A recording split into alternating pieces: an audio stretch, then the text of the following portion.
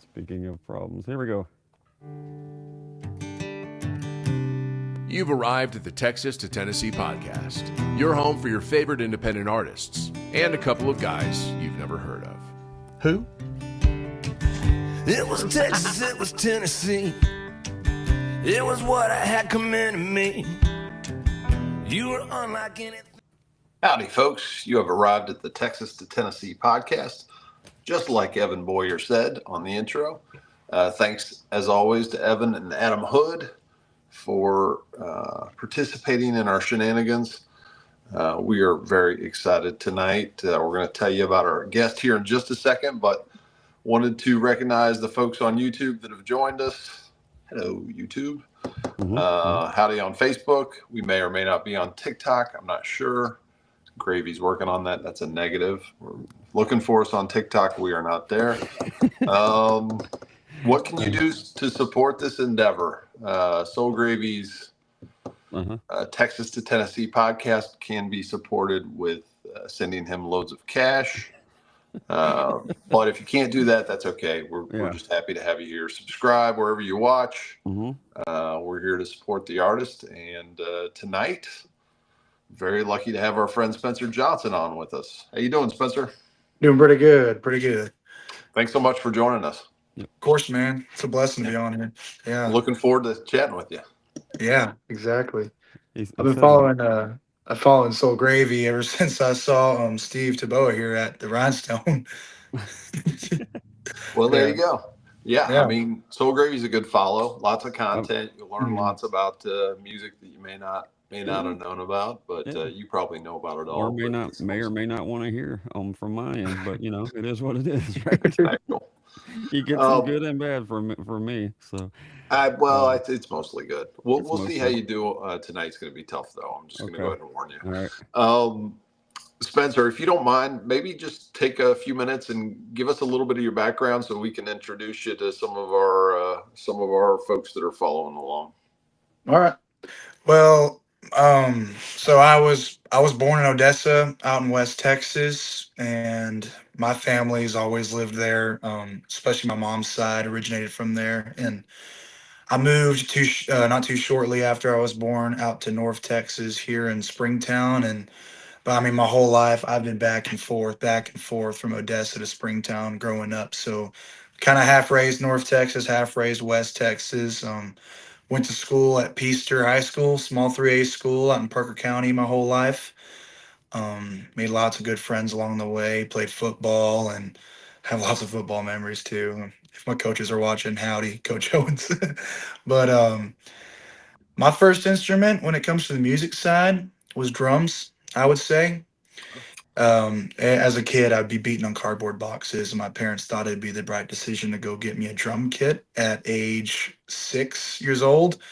And they told me that was the worst decision they've ever made, because every single night I'd be in there, beating on my drums every single night playing, because I love music. But shortly after that, around 14 years old, I said, you know what? I want to learn guitar. So I asked one of my cousins, how do you play guitar? He said, all right, we'll read these tabs, and figured out how to play Metallica and Nirvana on the guitar for the first time. And I remember playing those tabs myself for the first time. It just blew me away, and picking up more and more songs, which actually, here's the funny part. The first ever music I learned on guitar was not country. It was metal. And because that's what I grew up on. Was my dad would always show me Pantera, the local Texas metal bands that were huge back in the 90s and early 2000s. So I was a huge Pantera fan. So playing guitar early on, I was like, let's Cowboys from Hell and all the other great songs. I had a Dimebag distortion pedal. I was a huge fan of that guy. And going more on into the guitar scene, I started playing acoustic and singing in the shower. I was like, well, let's combine the two, Tried it out, and the first ever song I learned how to play as a cover was Broken Window Serenade. And I remember my parents telling me the first time, it's not too bad. And they were like, it's not too bad, I guess. And then I was like, all right, let me learn some more. And more followed. We picked up Family Tradition and Hurricane by the Band of Heathens. And one day I stopped by at this little restaurant here in Springtown, a small little restaurant called Pappy Jack's. And I did an open mic. And thankfully, the guy who ran the open mic, his name was Dustin Bell, another small artist out here in Springtown. He picked me up to help me do some open mics out here in Springtown. And I remember going up there with my guitar. I was like sweating my butt off in front of like the 5 people that were there. I was scared to play. And but that's what kind of started it all. I remember the adrenaline I got from playing Family Tradition and hearing people chant the song lyrics, as I was singing, and that motivated me. I was like, wow, this is awesome. And so I kept taking it further and further. And shortly after that, I started writing music. And my first song came out about 2 years ago called Made Me.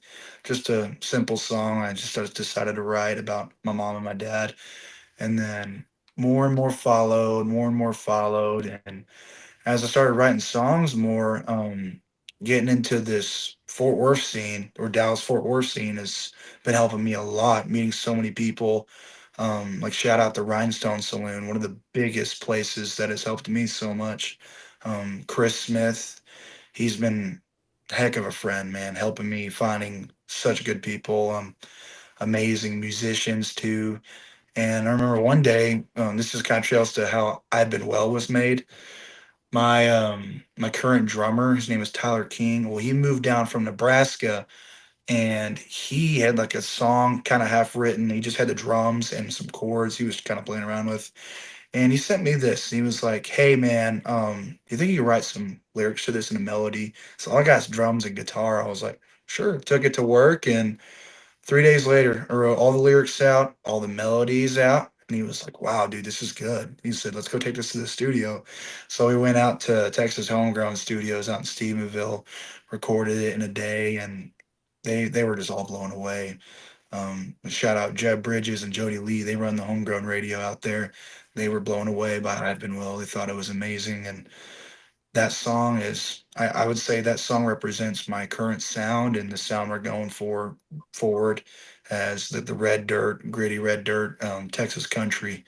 And I love it. And I think this is where my music is destined to be in the future. And that's where we are so far. But yeah. Fantastic. Couple notable things in there. So I was at that show when he played Family Tradition, and I thought it was really cool when he said, "Hey, here's one I wrote." Actually, I wasn't, but I just yeah.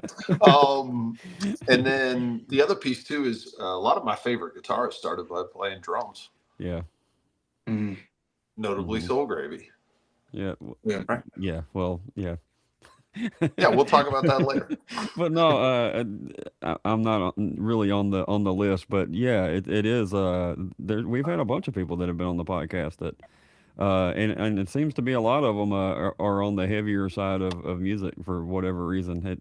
It may just be coincidental, but yeah, there's a lot of them that either they're on the heavier side or their music's a little bit darker. It seems. I don't know, but yeah, it is. Yeah. So how old were you when you were doing the Family Tradition thing? That first thing. About 16. Okay. I was 16 years old, and that was the second song I've ever learned how to sing and Right. play. Because I mean, it's just the simple chords and the simple lyrics, but I mean, everybody knows that song, Oh and yeah, definitely. having the people chant it just blew me away at 16 years old. Having the whole bar sing the lyrics to me, adrenaline flew through me. I was like, oh my gosh, and that's what's been motivating me. But yeah, seeing the crowd just love the music I play. Well, I'm sure we'll dive into more of that stuff, but I can only imagine as far as from a parent point of view, seeing you go from one just to see you have the guts to get up there and do Family Tradition. I mean, that's step number one, which is Yeah. already a proud moment. Um, Mhm. and then these gigs at the Rhinestone and things like that. From your parents' point of view, I can't even. You know what I mean? Mhm. My Yeah. mine played in the band in high school football, and I've teared up when we were just watching them, do their thing, even though they didn't give a shit out there, but I did, but still, so I can't imagine. And shout Yeah. out to Rhinestone, home Definitely. of the Stocktober #4, which will be on October 14th. Right. If you hang around long enough at Stocktober, there's a decent chance you're going to hear somebody play Family Tradition, but it's going to sound a little differently. So just heads up on that. All right. So this is the part of the show. Hello, YouTube. This is the part of the show where I get to quiz Soul Gravy on famous folks from your hometown. We're going to choose one person from Peaster. Peaster, at last estimate, had 100 people. Okay. So that might explain that. And then we're going to, we have a slew of people from Odessa. So probably 8 or so. So good luck, Soul Gravy. Okay. It's going to be tough. Just warning you. Robert E. Howard is from Peaster, Texas. Any idea who Bob E. Howard is? No. He was the creator of the character Conan the Barbarian. Okay. Yeah, I watched the movie a lot when I was a kid. Yeah, just didn't read the credits, did you? not as a 6-year-old or whatever, but All right. I watched all the Schwarzenegger versions of that. Good stuff. All right, we're gonna go alphabetically. I feel like you might know this one. Tommy Alsop. For some reason, I think I know that name, but I don't know why. I don't know. He's a Texas musician, Okay. well known for his work in Western swing. Okay. It's okay if you didn't know it, but shout Okay. out to Tommy. Karen Ashley, Karan, if that helps. No. Nope. Doesn't help. She was the Yellow Power Ranger. Oh, okay. All right. I remember. Tough one, but I remember that as that was getting off the school bus. Sometimes that would be the only option. Yeah. Shout out to the I Power watched Rangers. plenty of those. Spencer's like, what are Power Rangers? Never mind. Jim J. Bullock. I don't think so. No. Do you ever remember the TV show Too Close for Comfort? No. It's going to be really hard then. He was an actor on there. I'm familiar with his work, but not the TV show. Yep. No, Judge Smales from Caddyshack was the father on that show. If that helps. Okay. So this has been a little while. All right. Hayden Fry. I don't think I'm getting any of these. No, I'm not familiar. I don't think. Hayden's probably the most successful college football coach at the University of Iowa. Okay. People a lot of times talk about his tree of folks that worked with him that ended up. So think about like Bob Stoops at OU and who's the Bill Schneider, the Kansas State coach, and a bunch of other dudes. But Gotcha. the pro coaches, college coaches, what Hayden Fry is pretty well known. All right, Dave Gibson. I think I know a Dave Gibson, but I doubt it's the same one. Different one, maybe. Yeah. He was a country music singer, songwriter, frontman of the award-winning Gibson Miller Band. Okay. Early '90s. May or may not have heard of him, but cousin to Steve Miller.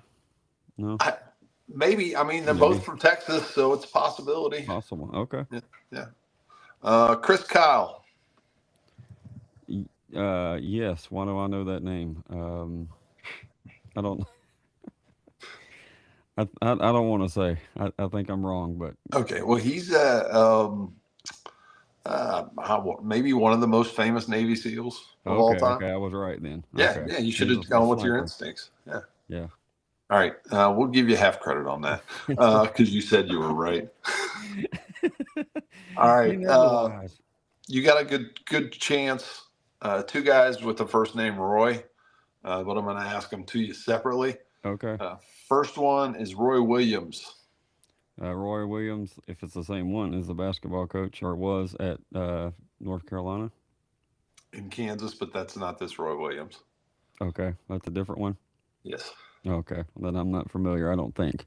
Roy Williams, really good football player. Okay, Played for the Sooners and I think played for the I Cowboys was and maybe thinking some other cowboy. folks. Okay. Yeah, he was a hell of a player. All right, this one I'm feeling pretty confident. He gets attached to another Texas town, but he's technically was born in Odessa. His last name is Orbison. Roy Orbison. Yeah, I'm familiar with Roy Orbison. Yeah, Good yeah. job. If I He was had a pretty. clap button, He I'd was hit it pretty for you good. right now. He could sing a little bit. Yeah, he was all right. He had something going on. He Yeah, probably started playing drums too. yeah. He Anyway, spent a whole folks, lot of time in Memphis too. So. yep. That is Why Are They Famous? Version 194. Thank you for joining us tonight. We're going to get to actually getting to chat with Spencer here a little bit. So, I always think of Spencer, Odessa as like an old Southern person's name. Like I don't know uh, why. Like whenever I hear that, I feel like I've known people somewhere in my life that had that Odessa. Maybe that might be a Saturday Night Live skit that I've yeah, seen somewhere in my I mean, time. I could see like the plantation owner kind of thing. Odessa. Yeah, Yeah, something well, like that. Django Unchained. Maybe his name was There is Odessa. no telling where that moment is, why that sound is in my head. But We're going to anyway, find out later. that's a We'll put the intern on that. that's a new Spencer, segment. Why is the thank you sound in for. Silk Gravy's head? So, We can't afford to do that. Spencer, thank you for putting up with our shenanigans. We're going to get into some musical questions, and this is one we ask of everybody. It's called the pie question. All right. We are going to give you a pie. It's a musical pie. We're going to divide it up into 4 sections. Those 4 sections are songwriting, recording, performing, and then the fourth slice of pie is everything else that doesn't fit into one of those 3 slices, but you spend a lot of time doing. So things like social media, um, hanging out on random dudes podcast, changing tires on your van, all those things that you maybe didn't know necessarily were going to be part of your future, but are. So my first question is, out of those 4 sections, which one of those feels the most like home to you? I'd say songwriting. Okay. That's what I spend most time songwriting. That's what I'm doing most of my time. Yep. And Yeah. is that something that you kind of knew right away when you got started, that songwriting was going to be your thing? I didn't think so. I mean, I honestly thought when I got started, I'd just be a guitar player. That was my whole wannabe thing whenever I started this whole deal. But as I kept going, lyrics with how much music I listened to since I was a little kid. I mean, I listened to so much different music from different genres. I feel like kind of lyrics pop in my head from the past 20 songs I listened to that day, and it come kind of a mix of all of them, and they come into like a brand new song. So I feel like, yeah, songwriting is, I guess, it kind of formed naturally for me. Is does it ever pose a problem of listening to music and that all of a sudden kind of infecting your songwriting? Not affecting, but all of a sudden you're like, oh, here's a really good line, and then or a riff or whatever it may be, and you're like, oh, that's already been done. That happens a lot. A lot Yeah. of times. I'll be at work and I'll be just humming something in my head and I'll be like, okay, let me write this down real quick, or I'll like have a little phone memo of it. I'll get home and make it into a song and then I'll be like, wait a minute. I'll go clear my phone and it sounds exactly. I'm like, gosh dang it, I did it again for like the 80th time. That happens a lot, trust me. Yeah. I remember one of my songs, So Damn Cold, I had to bump it up 3 steps because it sounded just like Virginia from Whiskey Myers, and I didn't even realize it. I mean, it happens. I mean, all of a sudden you're like, man, that Jimi Hendrix song is really good. I know. Really, Uh, I've do- got this song, "Darling, Why Do You Drink?" Baby, right. why do you roll smoke? I don't know what's It's a going great on. line. Are you a solo writer, or do you like to collab, or a little bit of both, or I haven't collabed with anybody yet. I mean, well, technically I have with when we wrote I've Been Well when I was at Homegrown Studios. There's been like a few, maybe like 2 or 3 words that Jeb was like, hey, change it to this, that'd be cool. Or one of the guys would be like, "Oh, go up in this lyric," but I've yet. I would be down to co-write a song with somebody. I mean, all my songs have been written solely by me so far, Right. so that's an experience I've yet to have, and I'm kind of willing to do it with whatever comes my way. But Well, I think it's a good attitude. I mean, yeah, obviously, you got to be protective of your stuff, but at the yeah, same time, there's so much to be learned from getting to sit down with folks that maybe have a little bit more water under the bridge, right, and kind yeah, of help make you a better songwriter. oh yeah, 100%. Anything specific about your songwriting process? Like how do you get there? How do you get it out? Because obviously they're getting delivered to you somehow in your head. Mm, yeah. Anything about kind of what that process looks like? Well, I mean, my music, it comes from whatever I listen to that week. Like, I mean, I'll be on a week of like at work. I listen to metal all week, and when I come home, maybe on like Friday, and I'll get a song pop in my head. I'll get this like metal riff idea in my head, and I got like a metal idea. And how do I make it country? Or sometimes I'll be on a week rant of southern rock. I got a few songs unreleased and unfinished right now that sound like southern rock, and they have a lot of southern rock influence just because I'll listen to something of it. And if I find like a twangy chord progression with it, and I'll think of like a cool melody that fits it, then I'll come up with the lyric writing to it. And then it kind of forms together of, something of an experience of my life or something of like a storytelling aspect. But usually the first thing that comes together is the chord progression, like the melody of the Right. lyrics of the song. And then I'll come with the lyrics later. But yeah. Cool. Since second place is the first loser, what's the next thing that is?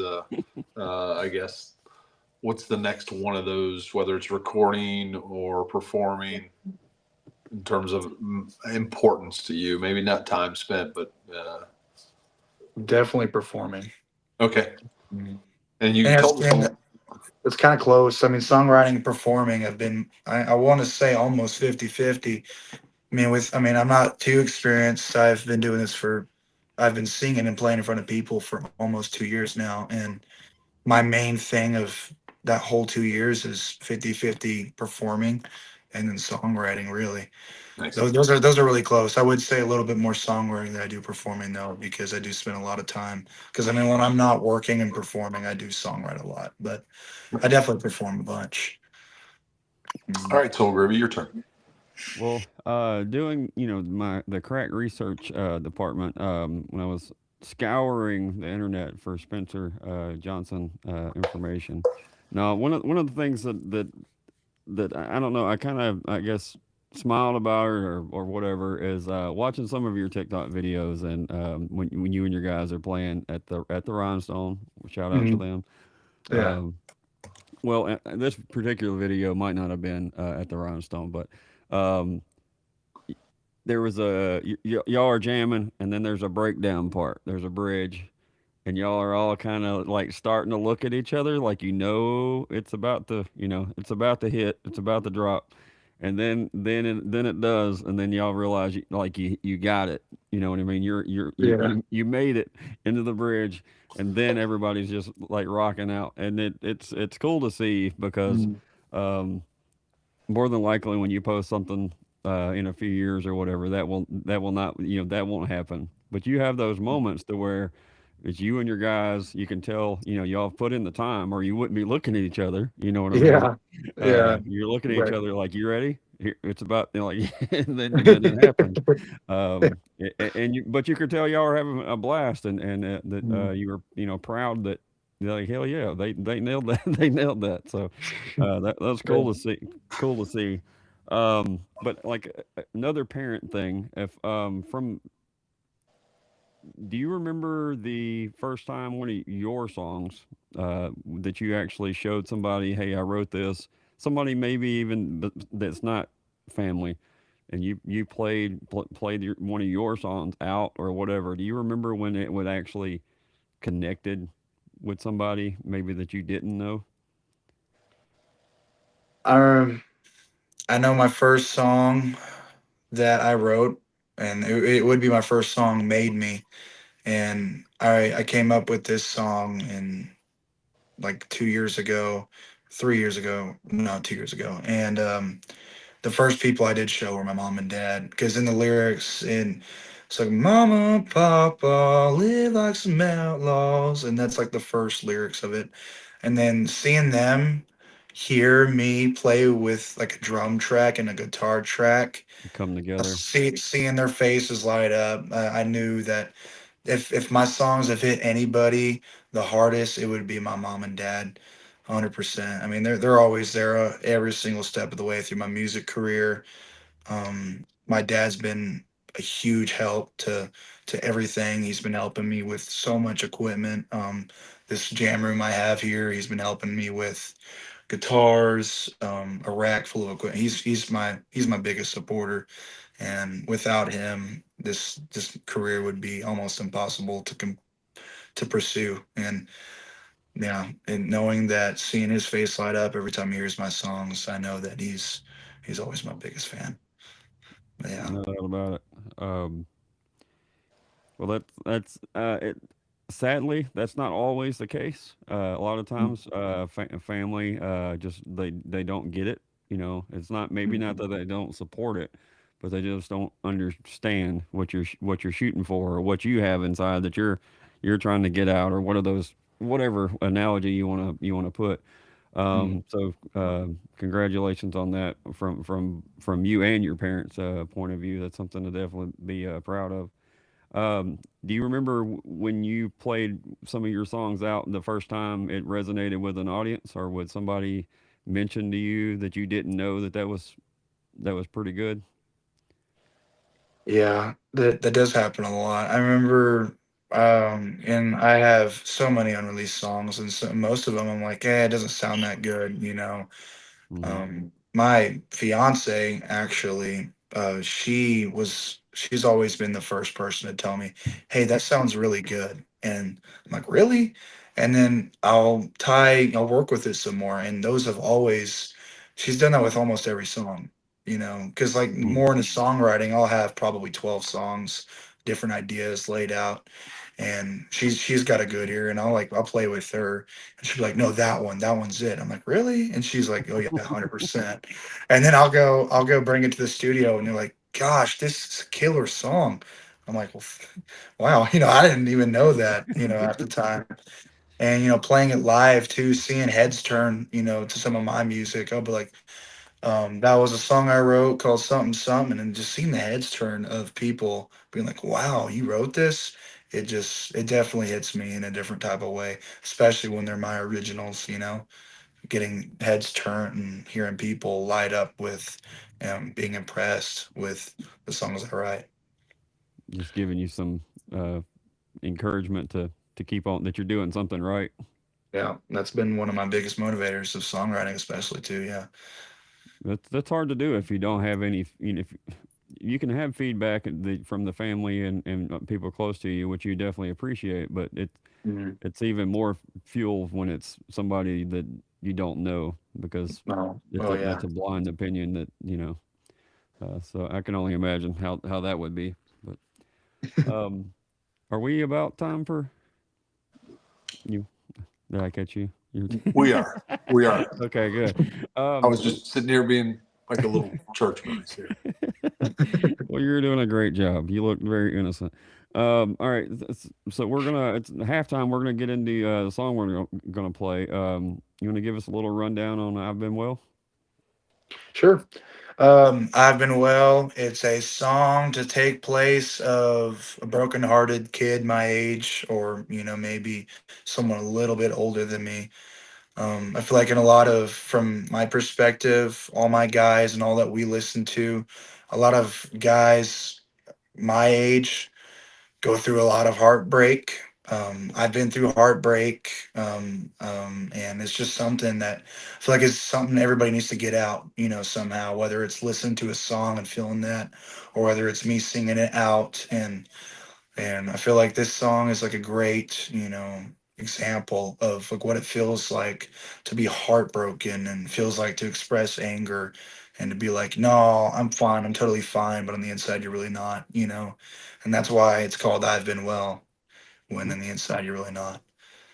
But yeah. Yeah, sounds good. We're gonna give it a listen. Hit that mute button, and here we go. Sweet.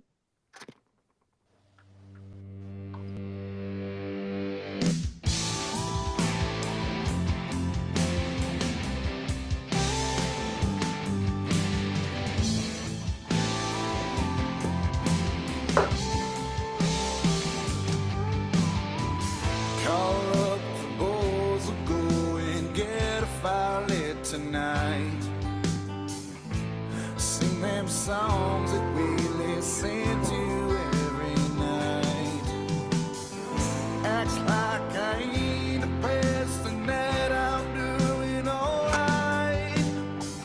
Tell everyone since you left to know that I'll be fine. I've been drinking. I keep that bottle on the shelf. I ain't been smoking. I know it ain't good for my health. Yeah, I sleep every night knowing that I ain't living one big hell. Damn, I thought by now that you could tell. Girl, I've been well. Don't feel like I'm behind a prison gate. And lately I haven't been the one to stay up real damn late. Haven't held the thought of you past 3 a.m.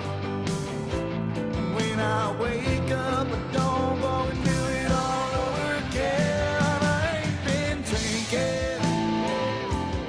Keep that bottle on the shelf. I ain't been smoking. I know it ain't good for my health. Can't sleep every night knowing that I ain't living one big hell.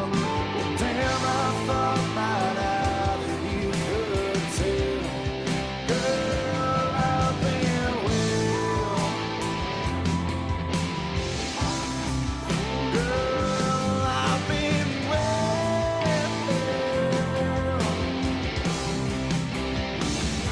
I ain't been well.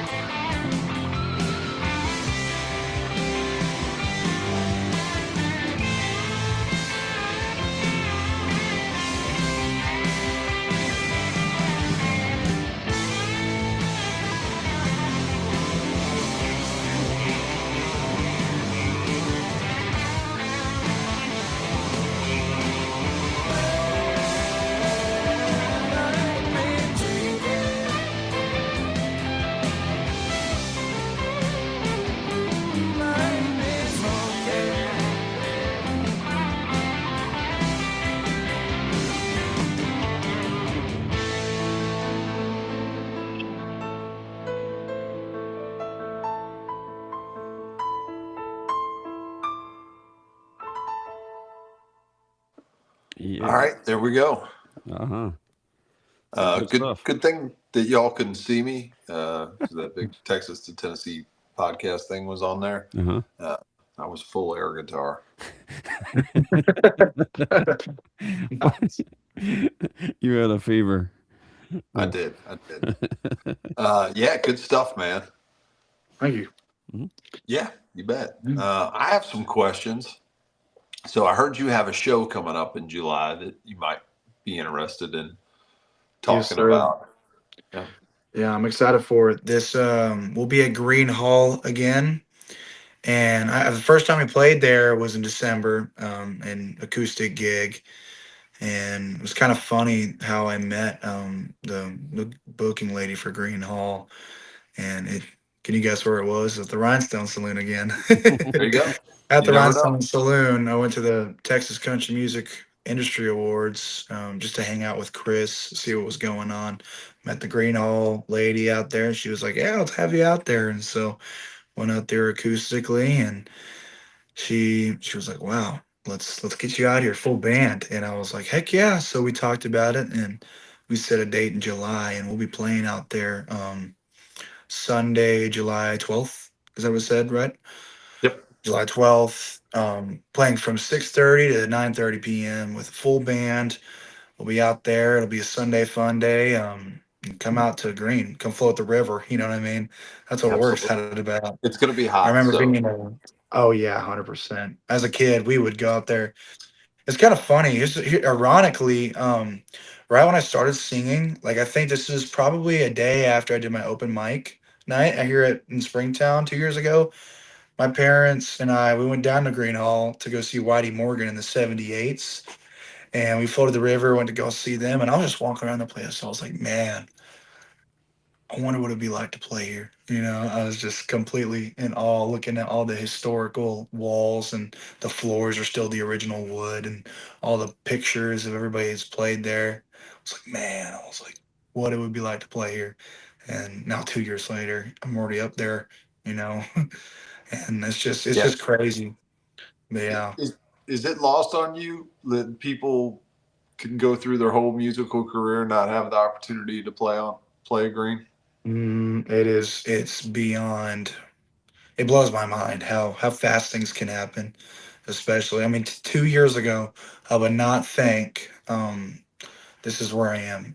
I'd think that, oh, I'd be a mechanic with my dad, or I'd be, doing something, maybe off at a retail store working or something. I'm like, well, screw that. Here I'm here playing music, doing what I love, doing what I've been doing since I was a kid, beating on cardboard boxes. And I'm like, wow, it's a blessing to do this, do something that I love. Yeah. So yeah. Well, congrats. That's awesome. Mhm. Maybe Yeah. some tips for, I mean, there's a ton of, I'm sure a lot of these folks are your friends, but there's a whole wave of what I would call youthful Texas country music that is, it's really exciting Mhm. from my perspective and probably other people's perspective too. But any any tips on, you know, you already, I was just looking at your tour schedule, and you already have, a significant amount of shows already booked for this year. Well, what's the secret there? What tips can you give? Be respectful. Respect everyone that you meet. Um, be presentable. I mean, the main thing is when talking to people, shaking their hand firmly. I mean, my dad taught me that since I was a kid. Everyone you meet, shake their hand, look them in the eye, yes sir, no sirs, and doing that has helped me get a relationship with people when I talk to them in person. And on top of that, everywhere I play, if I'm on any stage, it could be the smallest stage in the world, give my 100%, play my heart out. You never know who's going to be in the crowd. It could be no, because that has happened to me before. I've met people, and I'm speaking from 2 years of experience. I can't imagine for people who are way more experienced than me, but for my little 2 years of experience, I've been playing, at the smallest little gigs in the middle of nowhere at a little restaurant. Somebody huge, was just in the crowd walking by, like, hey, I like the way you sound. Here's my business card. And then you get booked at a big show somewhere. That's I feel like that's where it would be, because it does kind of test you here and there whenever some shows the crowd's kind of died down, or there's not a lot of people there, you don't want to play or all. You get my thing is just give it your all 100% every show, and be respectful to people. You know, you never know, who you might meet one day. Yep, that's great Mhm. advice for sure. One of the other uh, things I'm curious about, as far as trying to put together a band, is a pain in the ass sometimes. If you don't get lucky and meet the right people, or whatever, there it can really be a pain. But then I can also imagine like being a young person and trying to put together a band is even another different hurdle. For trying to get people to actually give you a chance and things like that. it seems like I said, just going off of your socials earlier, it seems like you've got some guys around you that are you Mhm. seem to be proud playing music with, which is congratulations on that. Thank you, man. Yeah, it's been a blessing. Shout out to my drummer Tyler King. He's been the biggest help when it comes to the band forming thing. The guy is always head forward. He always gets everybody in line. He's always texting people, "Hey, be here, be this, be that," And he's always shooting me, booking. I mean, he's already booked like three of our shows this year for full band shows. So I mean, the guy's a very, very cool person, very respectable dude, and he's been on his A game since the day I met him. So he's been a very, I'd say, lucky to find that guy. You don't find a lot of those guys. So Have you been at the point where you're still having the turnover in the other positions, or have you been able to keep folks for a decent amount of time? there's been here and there's, we as of right now, I think we're pretty locked and set. Understand how Thankfully, that goes though. yeah. Understand. I mean, the biggest help for finding guys would be like Facebook. I mean, thankfully, I have Facebook. I can imagine what it'd be like, without social media, be walking around the street. Hey, you play bass? Yeah. All right, you're hired. Come over. Well, You we've know, heard that before. Meet somebody at a yeah, show and be like, you look cool. You play bass. You seem friendly." You know. yeah, right. Um, Yeah. well, is there? Steve was asking earlier as far as tips on different things. Is putting together a band like that for somebody, a younger person. Any tips on that? Um, Especially I talking to guess people that may be older than you and things like that. my biggest tips is know what you want, 100%. Know what you want. Communicate that with everybody you play with. I mean, if there's no communication in the band, it's like anything else in life. There's no, you're not communicating that, it won't happen. And like I said, and previously, respect, respect, respect. Respecting Mm. guys. Respect goes the longest way. If you're going to be on a 10-hour road trip with these guys huddled up in a van, you know what I mean? You want to have respect for each other. You don't want any like weird air going around. So that's like the biggest thing I would say is just knowing what you want. Be like, hey, I want a red dirt guy for this. I want a red dirt guitar player. I don't want a traditional guitar player, or I don't want a metal guitar player. Knowing that, and then whoever you pull in, respecting them 100%. Yeah, Yeah. I could see that because if you ask somebody to come in and you know their sound, and then you ask them to be somebody they're not right off the bat, as far as Yeah. picking the person would, yeah, that makes complete sense. But one Hundred I percent. know I know that's not always easy either. Uh, Yeah.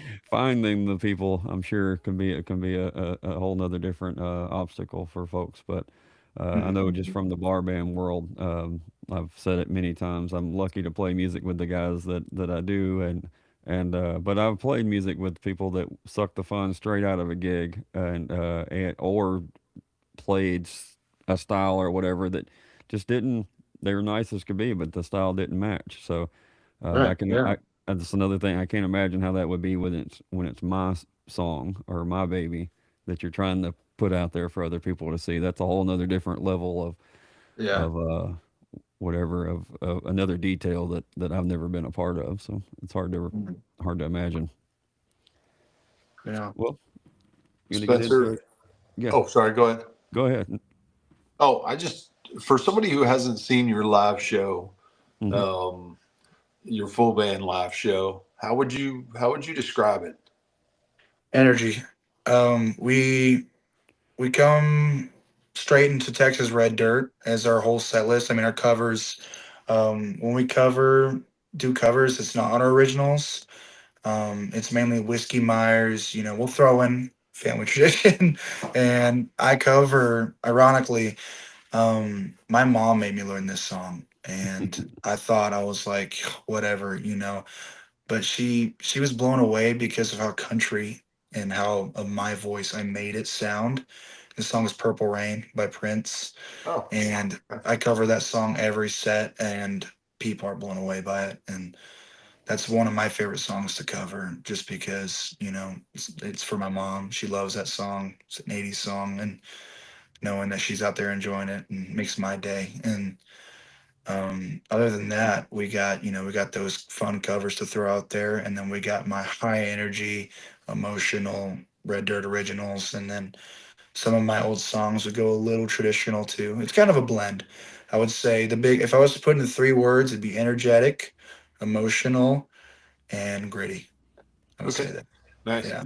So, Gravy, I might have dementia, but did I hear somewhere that originally was supposed to be a country song that Prince wrote? I'm not sure.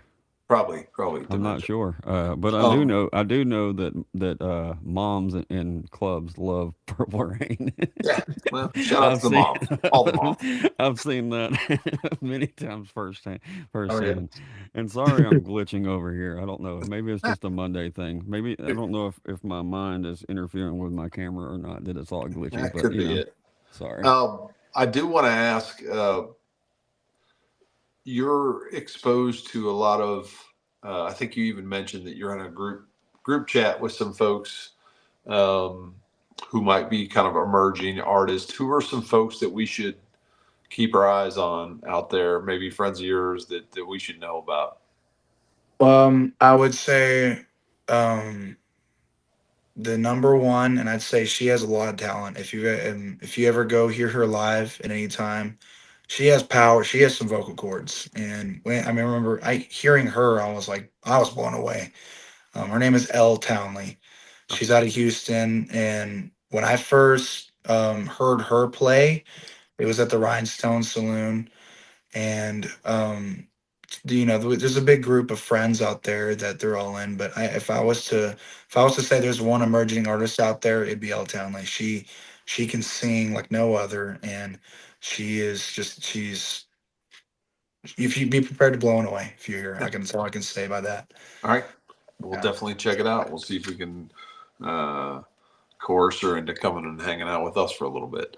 100%. Yeah. Um, Also, is there somebody, whether it's a band or maybe a mentor or somebody out there in the scene that you maybe kind of pattern your how you handle business, or some band or mentor out there that maybe has been helpful, or you just kind of admire the way that they do things and you'd like, okay, we need to be like those folks. We need like those folks.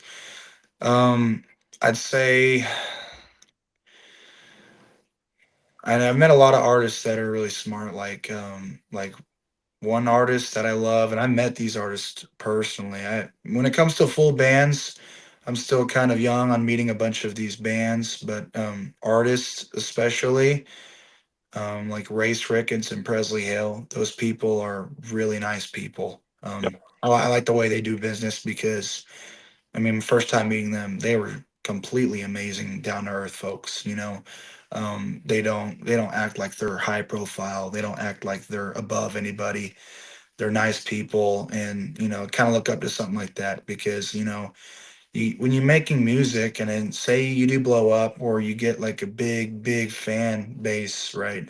And you become bigger in the music scene. It doesn't change like who you are when you're talking to people like your fans.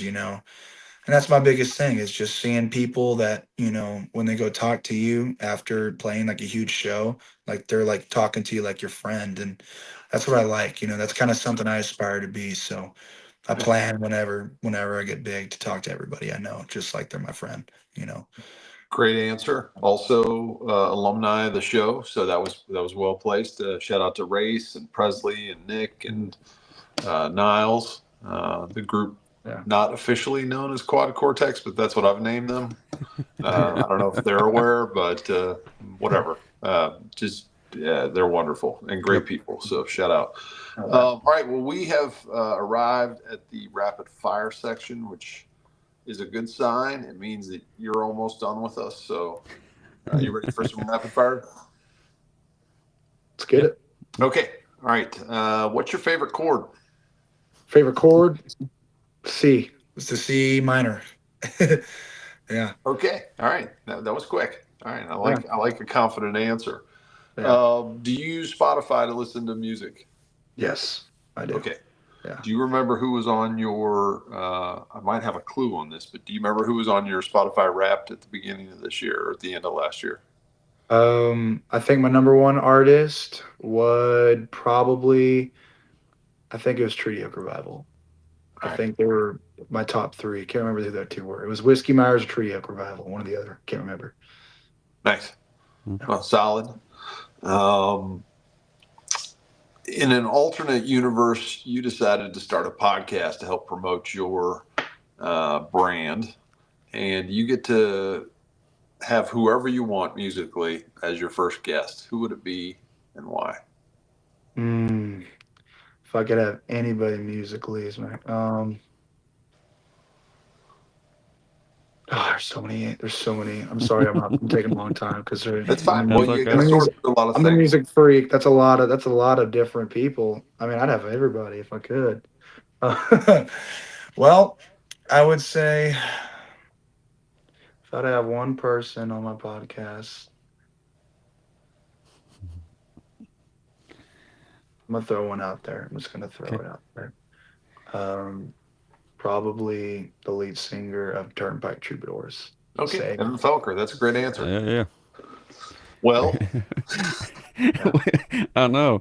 That's who I was going to pick for my first guest too, but we still it haven't didn't got work it. out quite that well. We're still knocking on Evan's door. We'll see what happens. still, Actually, I'm probably even more of a Turnpike fan now than I was when I started the podcast. Honestly, mm, that's yeah. That's how it I've works. well, I've been a sl- I've I was slow. I was late to the party with them No for a matter when you while, get and there. then and when I got to the party, I really liked the party. So Yeah, it's a good party to be involved in. hmm All right, next question. You get dinner with one historical figure, Spencer. Who are you going to break bread with, and what are you going to eat? Waylon Jennings. Oh, good okay, answer. And we're gonna yeah. eat we're gonna eat brisket. All right, sounds good. Very Texan. I That's like what it. I was gonna say. You can tell when the artist is from Texas. Yes. He's from Texas. I can tell. Hey, Ah, heard that song before. All yeah. right. I'm curious, Spencer. What do you see when you play? What do I see? Yep. I see people smiling and cheering, All right. um, laughing and liking my music. Yeah, pretty simple. Was that was that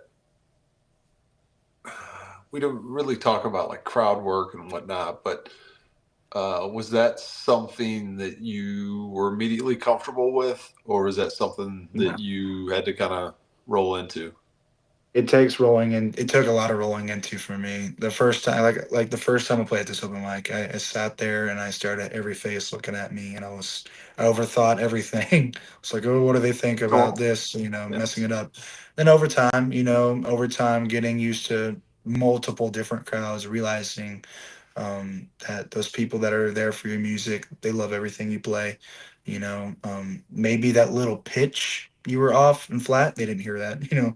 Most people in the crowd don't hear that little thing that you think you messed everything up on. Sure. And then keeping people into it, keeping the crowd on their toes the whole time makes them happier because they're getting more entertained, and definitely finding a way to talk to them in between each song. How was y'all's day? Or like being like, are we fired up tonight or what? Something like that. Yeah. But that took me like I'm just now kind of rolling into that aspect of crowd talking. But yeah. With those smaller shows like that, especially when you get to talk to the crowd, have you been to shows to see other people, how they handle those situations?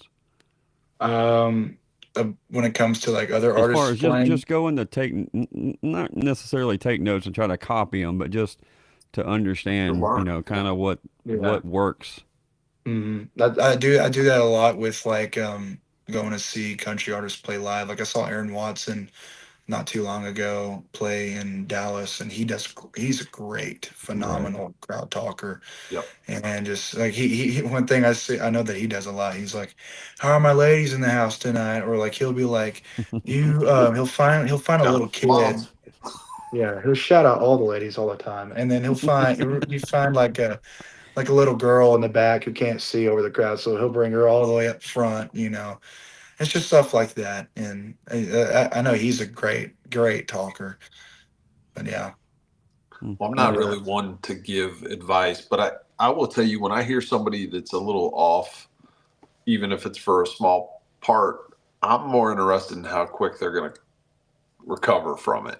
come back. Um, Yeah, because honestly, if they don't make any mistakes, sometimes I wonder like what's actually going on musically, sometimes. yeah, exactly. So I think it's cool when somebody, flubs a little bit, but I want to see how quick they recover from it. And that tells me a lot more Mhm. about what I want to know than Yeah, the rest of it. So yeah, it's hundred easy to get percent. in your Yeah, own Well, head. some of my, I mean, Tabo knows some of my favorite artists don't have a pretty voice to start with.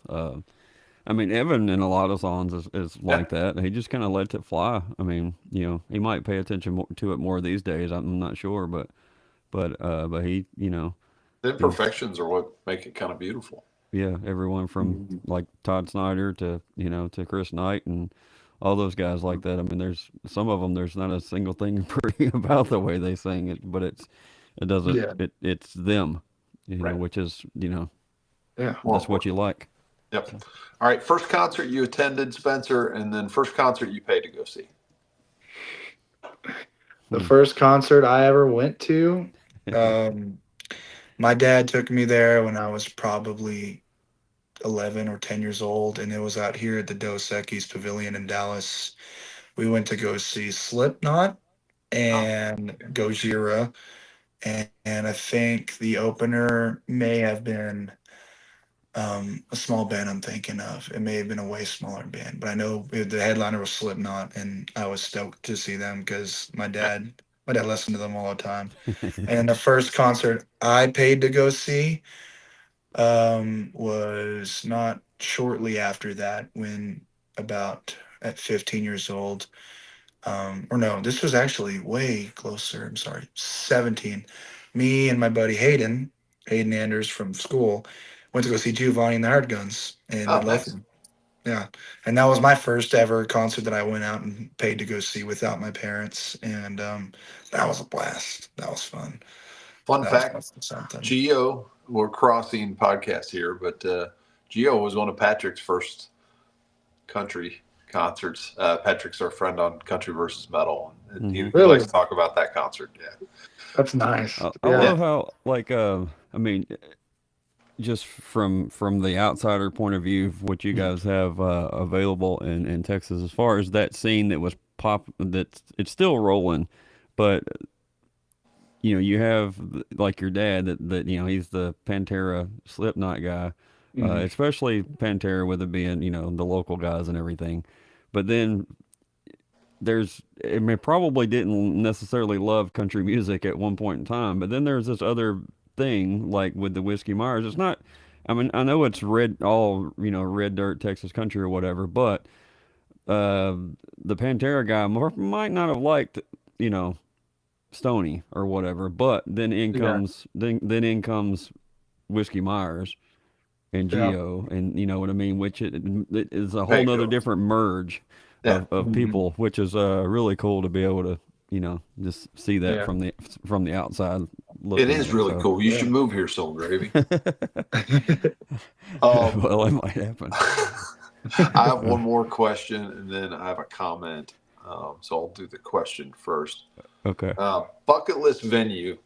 You've already knocked out Green Hall in Texas, so I Yeah. need one in Texas and one outside the state of Texas.